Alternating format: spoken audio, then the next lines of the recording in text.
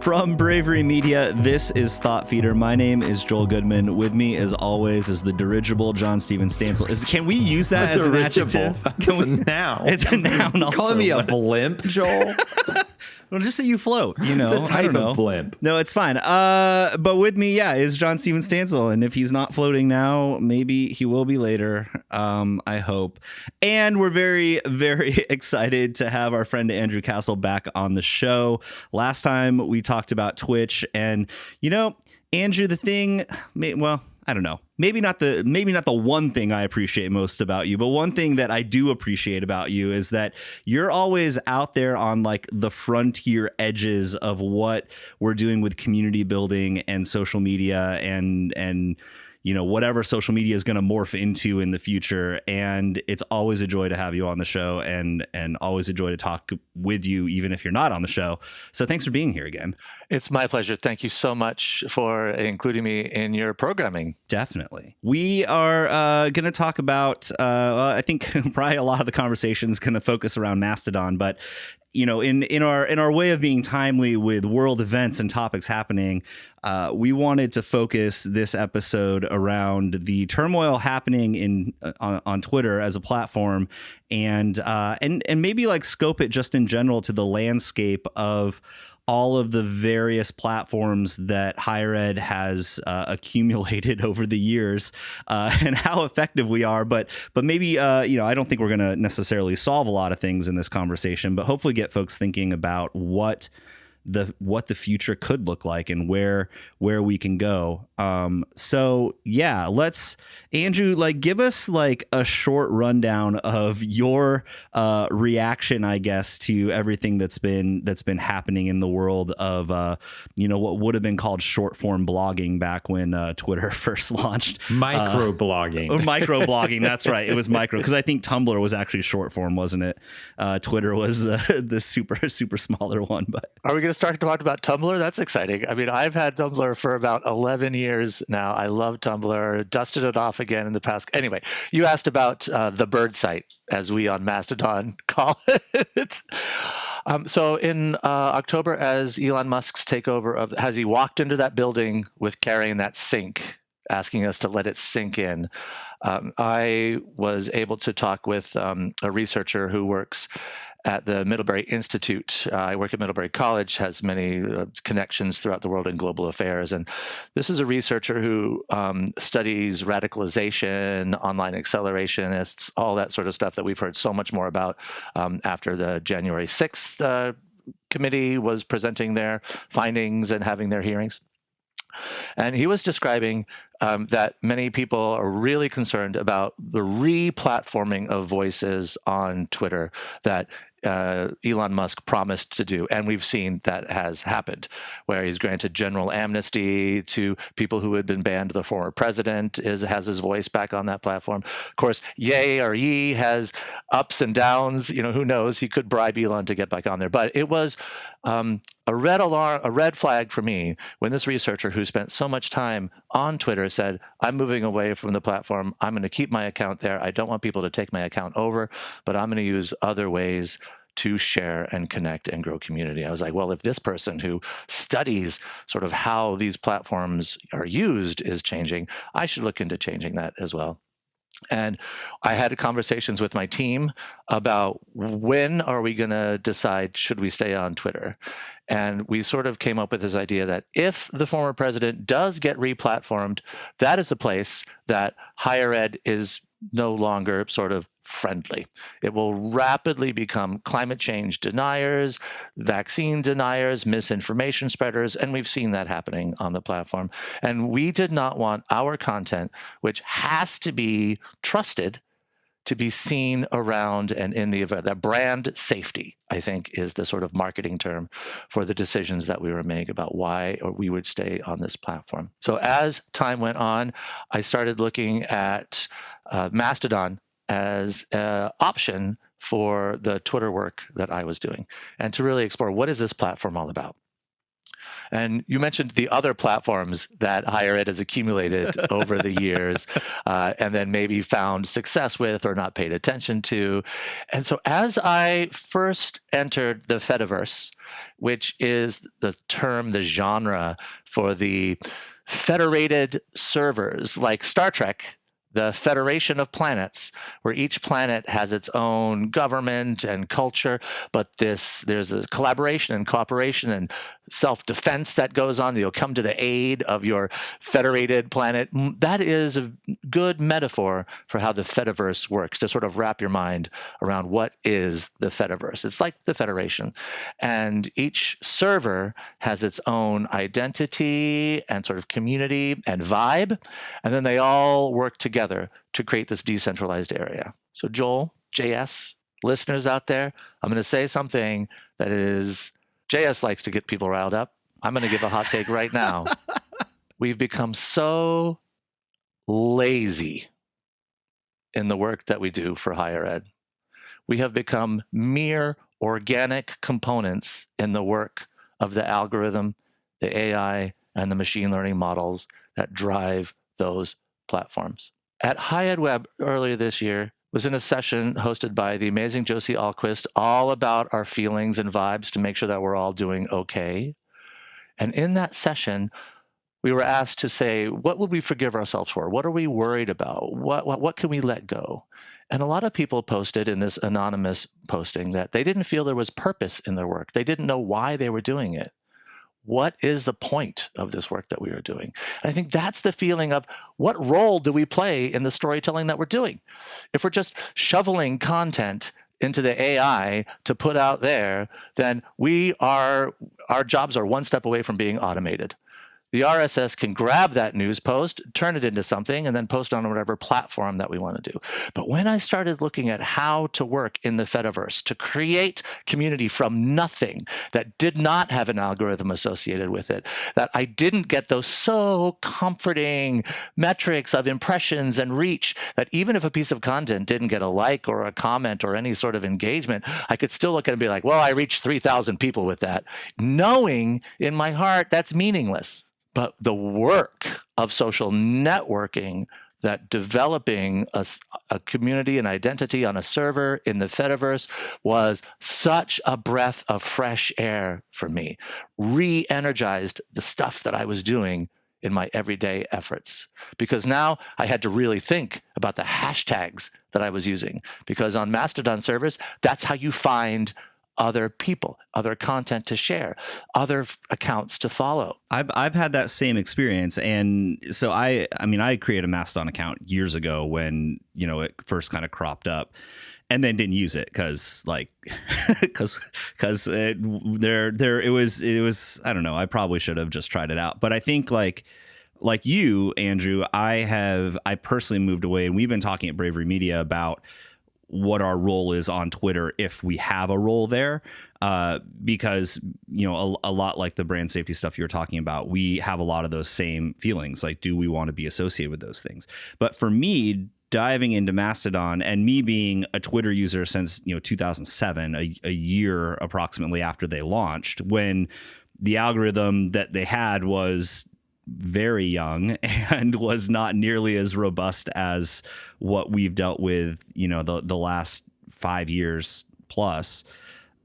Mastodon has been a big change, going back to that thinking around hashtags and how do you get what you're talking about heard. And it's funny because if you think back to some of the conversations that have centered around the bird site in the last year or two, it's, well, hashtags. JS has said this because it's true. Like, hashtags don't really do anything. Why are you putting a hashtag in your tweet? Like, why are you making up a hashtag? And like, given like, yeah, probably same for making up whatever hashtag on Mastodon to some extent. But if you are doing that work of building a wider community and creating a set of common thought processes or beliefs or shared accountability around a certain topic that you want to have, like, cool, create your own hashtag, but also like link it up to other ones so that people will actually find that, like use other hashtags. But I noticed just how much I don't use hashtags anymore on Twitter, on Instagram, on any of the other platforms that I have been active on the last several years. Whereas on Mastodon, you have to. Otherwise, it's like, the 7 people that are following you.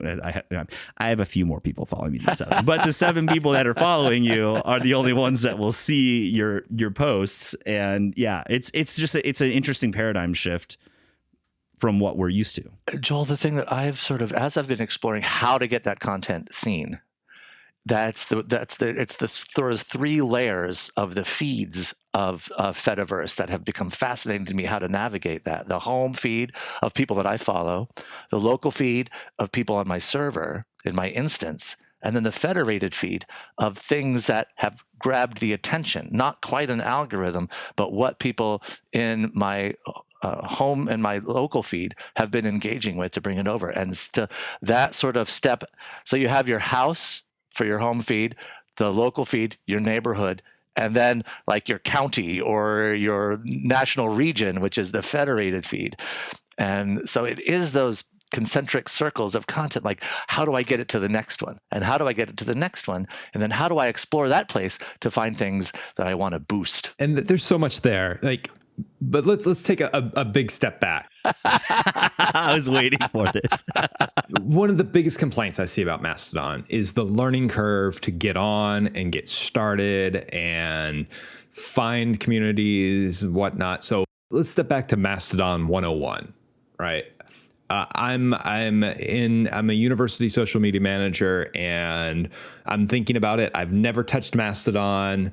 What do I need to know right off the bat? The first thing you need to know right off the bat is this is not going to be easy. You're going to need to allocate time in your schedule, a little bit of time every single day to just get frustrated with it because, as you said, it does have a learning curve.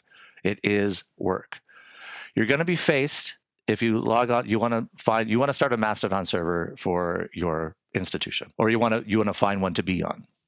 So you search Mastodon and it says, okay, which instance do you want to join? Which server do you want to join? And for this, the thought that I've had is a lot like when you first log on to World of Warcraft and you're asked, join a server. And they have all these weird names. Like, I don't know who Sylvanas is or, the Horde, group, whatever. And it's like, does this matter? I just want to play. I just want to get online. I just want to do this thing. So give yourself the grace to start an experimental account. Pick any general server. They don't have role play servers like World of Warcraft, do they? Oh yeah, they do. They do. But JS, I think this is an important point because this is where my skepticism about where Mastodon's going, and it may not skepticism. I think it's more like a wait and see because I think it is it's an old way of thinking about social media, but one that we are so out of practice with that it's kind of hard to wrap your brain around this again, like go back in time, But I think we struggled with this internally at Bravery because when we were thinking about moving over to Mastodon, I was like, well, what do we do? Do we start up our own server? And we know people that have done that, because it feels weird to me. It feels weird for a brand to be on Mastodon. And Andrew, I'm sure you have thoughts about this, but it feels weird to me for a brand to be on Mastodon.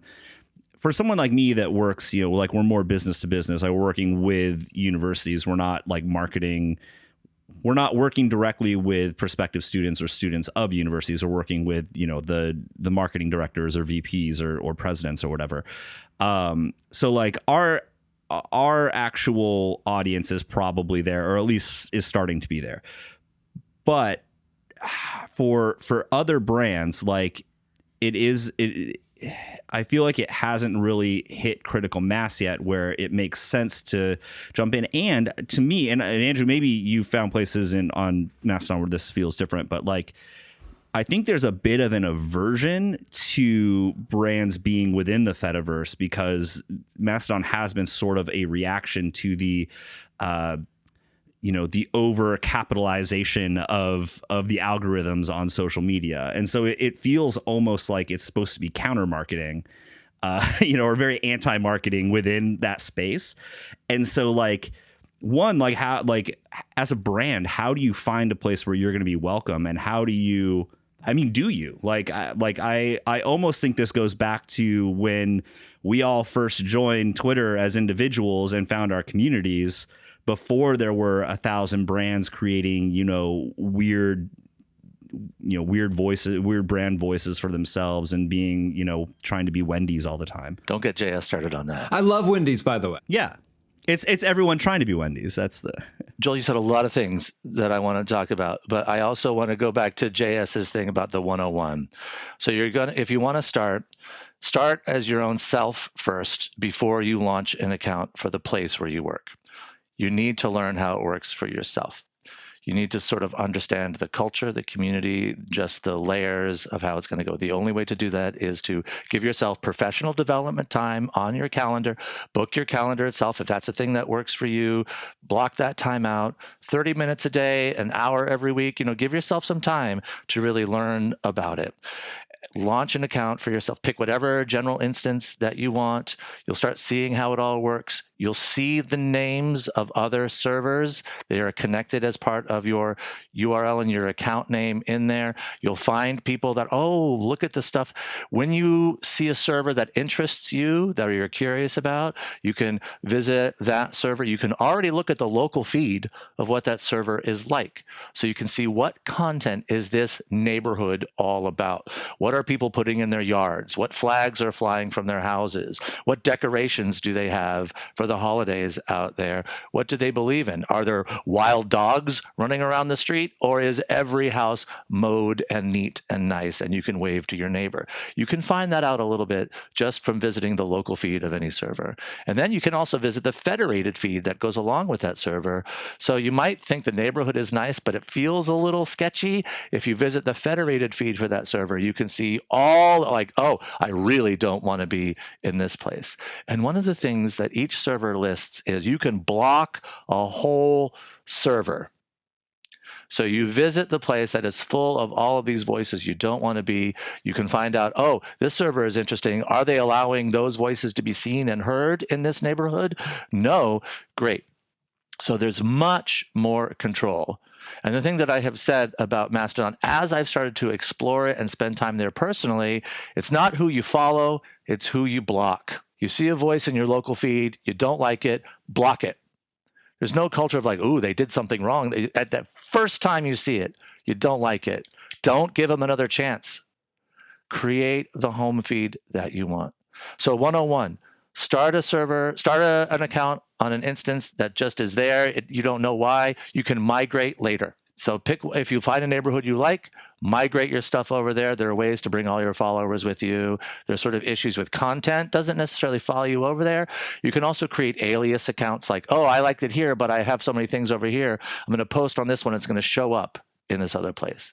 So for a 101 of getting an introduction to yourself of Mastodon, give yourself the grace of patience. Realize it's going to be work.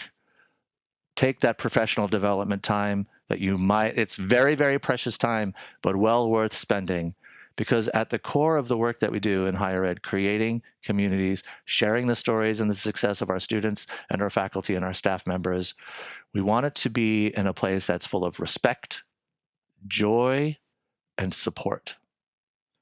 Twitter is losing those elements, even within your silo that you have on Twitter. Mastodon in the Fediverse is all about positivity. Accessibility is front and center in the Fediverse. When you post a piece of content on there, it automatically wants you to add alt text to your image. It sort of reminds you very harshly if you haven't done that. And the culture of the Fediverse is also where is your alt text? Please include alt text. I've never seen on a social networking or social media site the amount of people who are use camel case in your hashtags, please. This is what it looks like. So accessibility, welcomeness, and support is all about what I have found in the Fediverse. It takes time to learn. The 101 is have patience and grace. Do not expect it to be like any other social media platform that you have used. Embrace its newness, embrace your own creativity and exploration, and go for it. Joel, the things that you had just said, I didn't make notes about it, but I'm going to try to remember, because one of the things that you talked about was there was an article in the Atlantic. It was either earlier this week or late last week, talking about how social media is coming to the end and it never should have started. And it was this. That was an Ian Bogost article, right? Man, I'm a fanboy. And that piece is spot on and really reminded me of the difference between social media and social networking, and how much we have been doing social media as our brands. That we are out there being like, we are publishers, we are media content creators, we are part of this performance culture. And that's what feels so weird for us in higher ed, because we can't have that. I am such a creator. I'm so brilliant. Look at all my stuff. Follow me. I'm trying to be an influencer in these spaces. And the social media part of it. And JS, you have really embraced a media company that you work for. You get to share those stories. It's natural for you to be on social media because media is what you do. But for higher ed, we're not a media producer. We are trying to say, look at this great information. If there's any media that we're trying to produce, it's to talk about the great opportunities that await you at these places to come and study and learn from. Opportunity isn't a product. It's not a thing. You can't really sell it. I talk about that all of the time. But the other thing about brands being welcome in the Fediverse, and JS, I want to say this to you, that I have totally reversed how I feel about Be Real and brands being in Be Real. In my Be Real feed, I had a couple of higher ed places that wanted to be my Be Real friend. I was like, sure, let's see what this is like. Me too. Me too. And so I accepted them into my Be Real. And when I see them in my Be Real friends feed, I just feel so icky. I just don't like it. It's a much different feeling than I've had with any other social network or social platform. I didn't mind seeing that stuff on Instagram or on Twitter or any of those other places, even on Pinterest, things like that. But for some reason in Be Real, so JS, you're absolutely right. It's not a place for us, in my opinion, right now. And I've told my team at first, I was like, I'm going to find some Be Real ambassadors. We're going to be out there. It's going to be great. We're going to tell authentic stories. And then I saw them in my feed and I'm like, no, don't want that anymore. It's the first time that I've had to step back from that. The Fediverse is a different little feeling, because if you can be authentic about the information that you are sharing in the communities where you share it, it can be welcome and can get boosted. If you have researchers on your campus that are doing really interesting science, share that news release, share those fieldwork pictures, share those sense of place. I agree. Not necessarily great marketing in the Fediverse. Information about what's going on that contributes and enriches a community. That is something that I feel has value. And I did notice someone in one of the feeds that I'm exploring, someone said, it's so great to see some national brands moving over here. I wish my local brands would come over to create these local feeling of community. So as everything evolves, if you go there with the idea of, oh, I'm going to show my Instagram takeover pictures here, I don't think that's going to really vibe with the community. So I almost feel like, Andrew, that this is it could be. There are a lot of caveats here, but I think this could be a way to correct the mistakes that we made in our learning how to social as brands on Twitter over the last decade, right? So like all the things that, JS has very rightly pointed out as being not good practice for institutions on things like Twitter, maybe on Instagram. Like it feels like this Mastodon or at least federated social media in general is a way for us to maybe take a step back from, why are we just posting news stories? Why are we posting flyers? Why are we posting this stuff? And maybe move toward the practices that we have on visit days on campus, or the practices that our actual admissions ambassadors or admissions counselors practice when they go out to a fair and are talking to people one-on-one and sharing those as individuals versus just broadcasting everything out. And I think that's the going back to that tension between social media and social networking, right? It's that the broadcast medium of social media is very, very different from the trust building that happens when you have one-to-one. And what we've seen on Twitter is that the one-to-one connection that brands have is usually customer service. It's Delta like coming back at me when I've complained about a delayed flight and saying, hey, DM us and we'll see what we can do. Like, okay, that's cool. But how is that any different than me picking up a phone and talking to a customer service agent? It's just an easier, it's like chat, like, and that's not the same thing as social networking. You're absolutely right. And JS has talked about that in his Red Stapler Award-winning presentation. The customer service aspects of social media, seeing what your audience members are creating on their own, resharing that, this performing that they want to do for the creators of something that they love, that they're fans of, the cosplays, the fan art, no one's cosplaying Middlebury College. Wearing a sweatshirt is not cosplaying the institution. It's showing brand affinity, which is very helpful. Sometime let me tell you the story of when I ended up with the mascots account and ended up talking to a lot of furries. That's a different, we'll have a beer. We can talk about But Joel, I think you're 100% absolutely correct. And that is why this is such a paradigm shift for the work that we do for higher ed. It is like you are not doing the work that you think you are doing. If you are coming in there, I'm a content creator. I'm going to become an influencer. This is where I learned what social media is, and I'm going to bring these skills over to tell the story of the place that I went to school, and now I just got hired because, social media. You've been posting on Instagram for 4 years. Of course, you're going to come over here in the marketing and communications office. Those people are probably very talented, really important voices to hear, and can bring a lot to any team that they're a part of. But the fractures that you're talking about are becoming more and more apparent, and something that we should embrace. That's where my concern is with, like, not just Mastodon, with Hive and all of these other Twitter replacements, is that people are not jumping ship from Twitter and going to a single location. Right. Some are going to Mastodon, some are staying on Twitter, some are spending more time on Instagram or even LinkedIn. So our audiences are kind of dispersing, they're fracturing. And in higher ed, as a social media manager, there's only so many hours in the day and so many places you can be and do well. Where should higher ed social media managers be spending their time? I mean, you make a good case for Mastodon, but how can a higher ed social media manager evaluate where they need to be in spending their time? Never before have we had a chance as social media higher ed managers to say, I'm just going to stop one and refocus on all the things I'm already doing. I'm going to reclaim that time that I've been creating and scheduling content for this one social media platform and focusing on all the other things that I could be doing.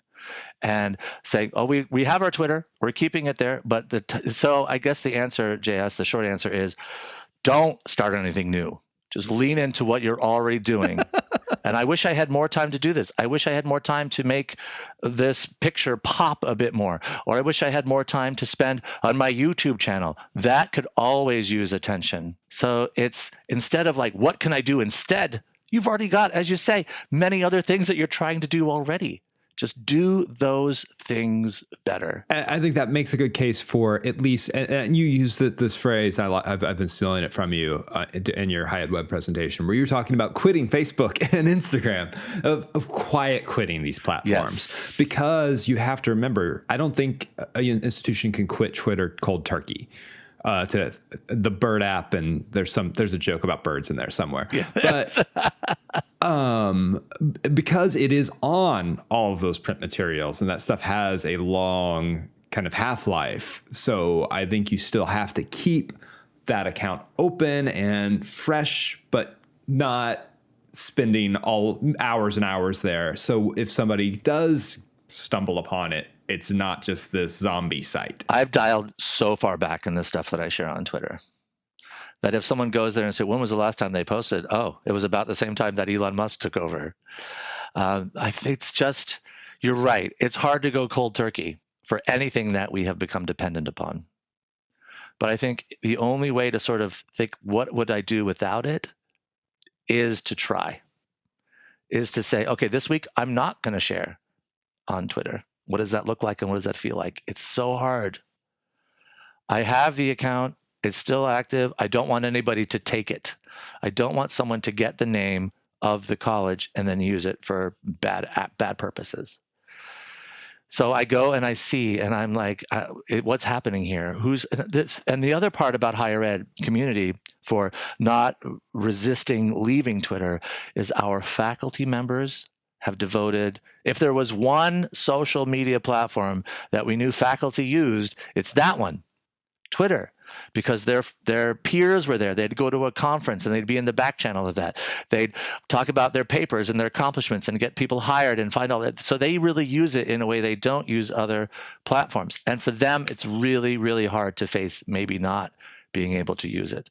How do you quiet quit it? Is it one post a day rather than scheduling 5 posts a day? Is it? So those are all important conversations to have. And quiet quitting may be more comfortable than going cold turkey on the bird site. I found it more existentially difficult to quit the bird site than I did like Facebook. And like, I haven't been on Facebook. I have an account on Facebook, but I haven't been active on Facebook in 3 or 4 years at this point. And I might dive in once a week if I remember to like look at a group that I'm in, but it's not top of mind. And Twitter was a lot harder because that was my network, right? Like that was where I was at. But shifting a lot of that, not even shifting all that effort. I mean, I've dialed back a lot on what I personally post in general, but moving more towards LinkedIn for professional stuff, which LinkedIn has problems, but they have a huge opportunity to fix a lot of those problems. And I think those of us as people that are not even just like professional, like social media pros, but people that have been on social media a long time and I guess are like personally pros, at our own brands, like we actually have the opportunity to fix a lot of LinkedIn stuff by sharing more personal type of content that we might have other places. And Mastodon has been a place where I'm not as active on there as I was on Twitter, but I have found more value in the conversations that I've had with people there than I have found on Twitter in a long, long time. I believe we are in a room right now with someone who has been held up as one of the best creators on LinkedIn recently. It's definitely one of the most plagiarized. Which is why I'm on LinkedIn. So I've also had a similar experience with LinkedIn, but JS probably has much more insight on developing a brand and an account and a personality on LinkedIn as an alternative to Twitter. I'm still playing with it, and my rationale for getting on it and spending more time was before Elon was just the fact that I was getting plagiarized so much on LinkedIn that people were taking my tweets, either screen capping them and not giving me credit for it, which, whatever, my name's still there, or just blatantly cutting and pasting and putting it on there. So I was like, well, you know what? I'm glad you like my post, but I want that sweet engagement all to myself, right? Like I want those numbers. So I started copying and pasting my tweets onto to LinkedIn, and the LinkedIn was full of thieves. They were taking, content of mine and those bastards. Yeah, I know. So I was like, I'm going to start doing this, putting my own stuff on there and reformatting my tweets using LinkedIn language, get it a little bit more like, are those hard returns actually working? Is tacking all those hashtags at the end really helping? So if you see me doing stuff on LinkedIn, a lot of times that you kind of cringe about, I'm just experimenting. But I like the platform a lot. I think there is more opportunity for organic reach and engagement there. But my problem at personal use of it is it still doesn't replace Twitter as a place to stumble upon new people and new ideas, and also share my human side too, like along with my professional side. On Twitter, I feel very comfortable. Like, okay, here's 3 posts about social media management. Here's a pic of my kid. I'm really excited about seeing the new, Star Wars movie. You're really kind of locked into tangentially workplace related on LinkedIn. LinkedIn really like embodies that like performative thing that we were talking about earlier, right? And it's all like performing as a professional, like, oh yes, I am business person that does business things, and here are my business thoughts. I'm thinking about writing a post right now of just like inspirational quote or story followed by professional looking photo of myself. And that being the post, because there's so much of that. Because it feels weird. Like I want to figure out if like posting photos of yourself actually increases your reach, but I don't really want to put this like lengthy, oh, here is my inspirational story and blah, blah, blah. Because it just feels like the punk rock kid inside of me just like, oh, it hurts. I'm overjoyed to announce that I have decided that I am going to post this post with a great picture of me. And the last 2 years of not posting these photos have been amazing. And I want to thank everyone. But I think LinkedIn is moving away from that. And I think you are getting more human. People are like going, yeah, that's cringe. Let's not do that. The LinkedIn, as I was in a conversation talking about LinkedIn, and someone described it as an office party, and I thought that felt spot on. Like you go to your office party, you're wearing not office clothes, but it's still all your office mates, and you've got to put on a different sort of attitude. Yeah. And you're still yourself. You've code switched to be office self. And so LinkedIn is definitely code switching to be like, how can I still tell these things? And you're absolutely right, JS. I've had that same feeling of, it's not like, oh, here's my cat. LinkedIn doesn't care about my cat unless I run a veterinarian service. I think I might try a little bit about that, because that's one thing I love about Twitter is like you can follow your professional peers and learn who they are as people and not just resumes. And like, I want to see photos of your cat, Andrew. I love to hear about your work because one, you're incredibly enthusiastic and it's energizing to hear you talk about it. But also, like as a person, like I want to hear about the plays that you're in, and I want to hear about your cat and all that the cool things I see you doing on what drinks you're having. And Joel, I want to see about your gin advent calendar and all these things that you can't see on LinkedIn. And I think we lose something about that. And there's that connection, that even professional connections that you can make of like, one reason why I work in the entertainment industry now is because I tweeted about social media in addition to tweeting about comic books and nerdy stuff that I liked. And if I can't do that on LinkedIn, I don't think I would be able to people would see me and go, oh, okay. Oh, JS, he's a social media manager and he likes comic books. Let's hire him for this. The Fediverse would love to see all those things. You can find me and see some of that content at abcastle@home.social, which is well, that actually leads us to something that I have been thinking about while we've been having this conversation, and it's kind of like the practicalities of federated. Like we'll talk about Mastodon because that's like the prime example of federated social networking at this point. But you talked earlier, Andrew, about like the neighborhood and like finding the server that's like that. Like if we're talking about say like a university's admissions office or a college's admissions office wanting to move into federated social media like this, what are the practicalities around that? Like, there's a part of me that thinks, and this is, we had this discussion internally at Bravery when we were kind of mulling over what we were going to do and where we were going to focus more of our social time at. But there's a part of me that thinks like you almost need to have two accounts, and I don't like this approach because I think it's wrong. But it feels like, one, I think a lot of times, at least to me, the servers feel like you're identifying as something very specific or something super general, right? And so like I bake bread, like a baking server would be awesome to be a part of, but do I want that to be my home base as a Mastodon user in the same way that would an at middlebury.edu server be like something that makes sense for like, I guess, like professional accounts, right? But like you don't really want to manage two different, I guess like social media managers do that right now. But if we're talking about that way, more than two, right? But if we're talking about this idea of like de-emphasizing brand as a profile and emphasizing brand through individual expression of it. So maybe it's your admissions counselors have a profile on your college or university's server, and they're going out into the Fediverse to other places and talking about it.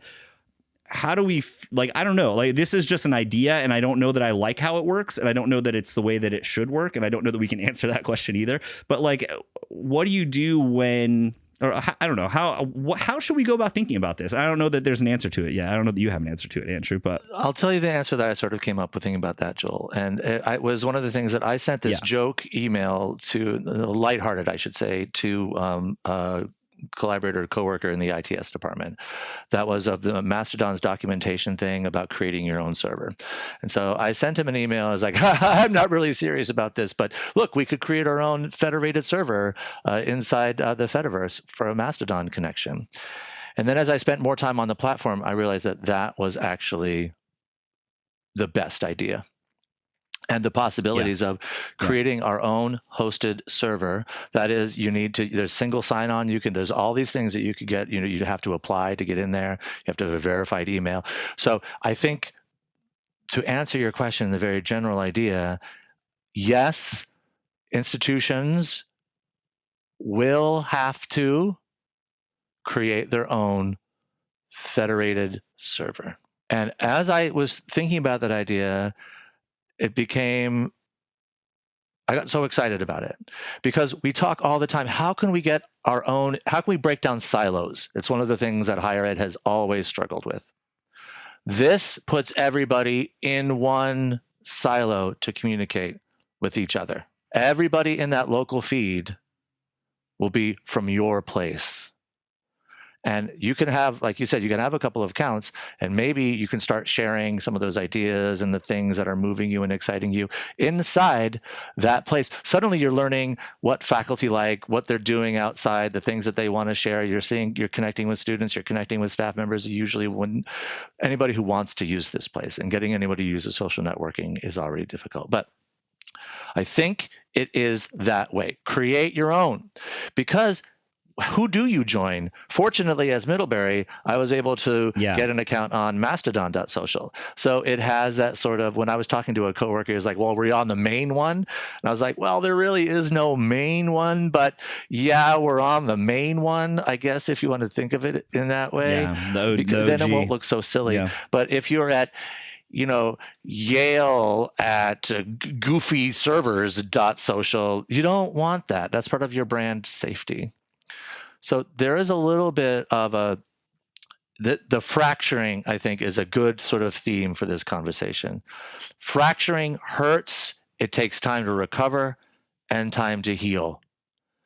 The places that we have been sharing and have gotten used to and so comfortable and lazy, I'm going to use that again because I keep coming back to that. We've just become so lazy. This is like taking a sledgehammer to that and busted it up.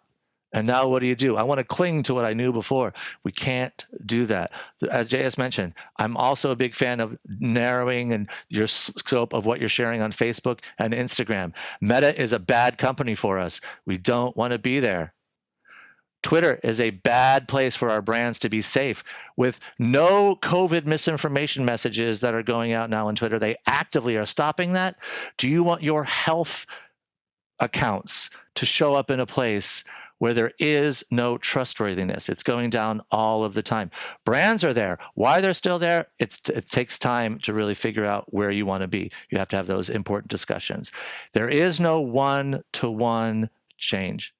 You can't just switch over to another place. It takes a lot of time and effort, and it might be best to not worry about it. When we all started, it was, we fought like hell to get Facebook accounts. We should have a Facebook account for the school. It's a great way to reach people. The kids are on there right now. That's where we should be. Back in 2012, we're telling the people that we work with. And they're like, Facebook, I don't know if we need to go there now. If you were to say to someone, which I have, we shouldn't have Facebook anymore. We absolutely need a Facebook, 100%. The times change, best practices change, and ideas change. This is a great chance to really, really think about where you are. Maybe Twitter isn't the only one that you dial down. Maybe it's a chance to really look at all of the places that all the different social tactics that you're using to achieve your goals. What are we really trying to do here? Have we gotten so deep down into the swamp of what everybody else is doing that we can't? That just makes me think of that scene from the Never Ending Story. Anyway, we're the horse. We are the horse, and the Fediverse is trying to drag us out of the... That's that movie, right? That's that one? I think it's a different one. I think it's Hero. Heartbreaking scene with a horse trapped in mud. If there was only some like interconnected web of... If only we had an information superhighway. That's all to say, how should institutions start? Start with the own individual account managers taking time to explore. And if your manager looks at very closely the time that you spend, say, this is my professional development time. I want to see what this is all about. And be like, okay, maybe you can learn a little bit about that and let us know. Dang it, it is Never Ending Story. I thought it was, this is twice on this show. I have missed a pop culture thing. So start exploring your own.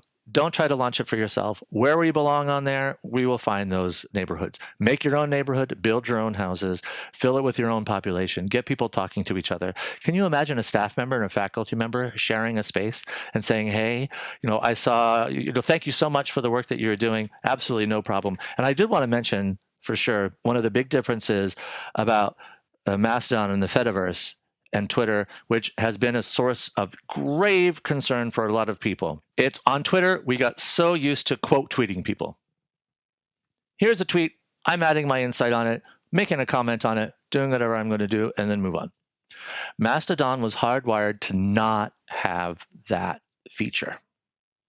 And the creator of Mastodon has talked all about why. Basically, it boils down to it fosters bullying. That you could quote tweet someone and be like, they're so stupid. Can you believe how stupid they are? And then people that follow the bullier's Twitter feed go and they log on, docs, and do all that stuff to the person who's being bullied. In the Fediverse, you can favorite something, you can boost something, and then you can comment on that. You can reply to the post. But you can't boost something and quote it. That has been the part that I have found most difficult to adapt to. How can I take this piece of content which I agree with, and I want to talk about it, and I've got to go now, I've got to copy the link for that piece of content, and then it comes back to, I'm going to use the magic third one of my time saying this. I've been so lazy, but now it's asking me to do the work. It puts the work in social networking, and we have not exercised those muscles in a decade. And it's hard, it hurts. It's both going to the gym and you get past the gym on one day, you come home and your body is all sore. Like, I'm never doing that again. And then you lean back in to your Doritos and the kegerator and your Netflix. It's not a one-to-one change. Give yourself time. Where we belong, we're going to explore it. It's a frontier. And what we have found out, it's not the final one, because who knows what's going to come after this. I think that's a great note to end it on. To Andrew's point, anything, whether or not you think your school needs to create a Mastodon account or server or get into the Fediverse, you need to at least be exploring it and be familiar with the platform. So when those questions come up, you're familiar with it. So yes, I agree with you 100%, Andrew. You need to set aside some professional development time to just spend a couple days playing around Mastodon and understanding that Hive as well, and all of these little emerging platforms. Maybe not Hive yet, because there's some security issues there. I think I started my account too soon. I'm a little nervous, but you need to at least read up on them, listen to a podcast about them, and know the ins and outs a little bit. Like any social platform, before creating one for your brand. Do the research and planning first. And that's what we need to be doing right now. Have the fun, and then you can make it work. So the Fediverse is great. I really believe it is a way to move away from algorithm-driven, corporate-driven, capitalist-driven performance social media, and embracing the true spirit of social networking to create an environment where people can connect with things that they're interested in that isn't overshadowed by money. And on that note, Andrew, Where can people find you? Why didn't you plug yourself? Where are you on the Fediverse? abcassel@home.social is the server that I have that I've grown my following now. There are over 60 people follow me on there from the past couple of weeks that I've been. One of the things about the mainlining Mastodon, which I have been doing absolutely, is my girlfriend said to me over the weekend, no screen time. Stop it. It's not helping your mental health. Please, please take it. So it gets so like to explore it, give yourself some time. But that's the place where you can find me, abcassel@home.social. Thank you so much for listening to Thought Feeder. Again, my name is Joel Goodman. John Steven Stansel is my co-host, and the show is produced by Carl Grashit. We are very, very grateful to you, Andrew Cassel, for being on the show again and telling everyone where they can find you in the Fediverse. Thank you so much for being on. It is my pleasure. And hello, Carl. I know you're there and listening. He's in the background. If you like our show, we would greatly appreciate a rating and a comment and a review on Apple Music or wherever else your podcast app will let you comment and review. Or, just give us a subscribe in Spotify or Google Music or Amazon Podcasts or, all the different places, because that's where we're at. You can also visit our website at thoughtfeederpod.com, where we've got back episodes and transcripts for every episode that we have done. We're also on social media. You can find us on LinkedIn. You can still find us on Twitter, but I don't know how exactly active we're going to be there going forward. I know we haven't been super active. I'm staying till the bitter end. And, on the website, still find me there. Yeah, JS will be there till the bitter end. You can find me on Mastodon at Joel Goodman at mastodon.social if you want to say hey. But, we're all also on LinkedIn. So find us and give us a follow and a hey. Otherwise, we hope you will come back and listen to us soon. We'll have another episode out in a couple of weeks.